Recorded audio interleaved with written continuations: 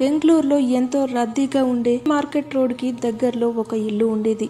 దీన్ని 1943లో అప్పటి బాంబే హైకోర్టు న్యాయవాది అయిన ఈజే వాజ్ కట్టించారు. దీన్ని తన ఇద్దరు కుమార్తెలైన వేరా మరియు డోల్స్లకు ఆ ఇల్లును గిఫ్ట్గా ఇచ్చాడు. వీరిద్దరూ పెళ్లి చేసుకోలేదు. వృద్ధాప్యం వరకు అదే ఇంట్లో కలిసి ఉన్నారు. అయితే 2022 సెప్టెంబర్ 4న పొద్దున ఆ ఇంట్లోకి ఎవరో దుండగులు వచ్చి 75 ఏళ్ల డోల్స్ను పొడిచి చంపి పారిపోయారు.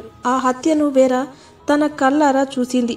ఆ హంతకులు ఎవరన్నది సరైన సాక్ష్యం లేకుండా పోయింది.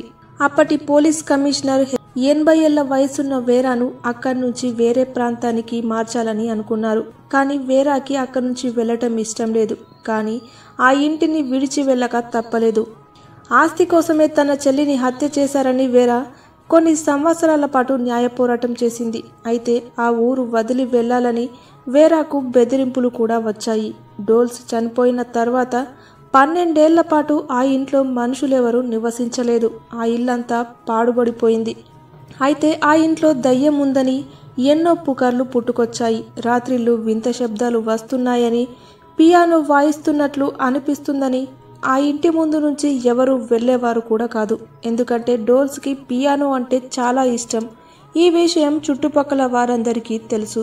వీటన్నిటికీ తోడు ఆ ఇంటి చుట్టూ పెద్దగా గడ్డి, పిచ్చి మొక్కలు పెరగటంతో ఆ ఇల్లు భయంకరంగా కనిపించేది. కానీ వేరా మాత్రం ఇదంతా నమ్మలేదు. ఇదంతా ఆస్తి కోసం చేస్తున్నారని చెప్పినా ఫలితం లేకుండా పోయింది. అయితే మరి ఈ కోట్ల ఆస్తిని ఎవరు సొంతం చేసుకున్నారు?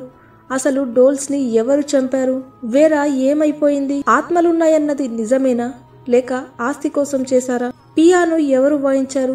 చుట్టుపక్కల వారిని భయపెట్టి దయ్యం ఉన్నట్లు కథ అల్లారా, లేదంటే నిజంగానే ఆ ఇంట్లో డోల్స్ ఆత్మ ఉండేదా? ఇలా వీటన్నిటికీ సమాధానాలు ఇప్పటి వరకు కనిపించలేదు. ఇది నేటికి మిస్టరీగానే మిగిలిపోయింది.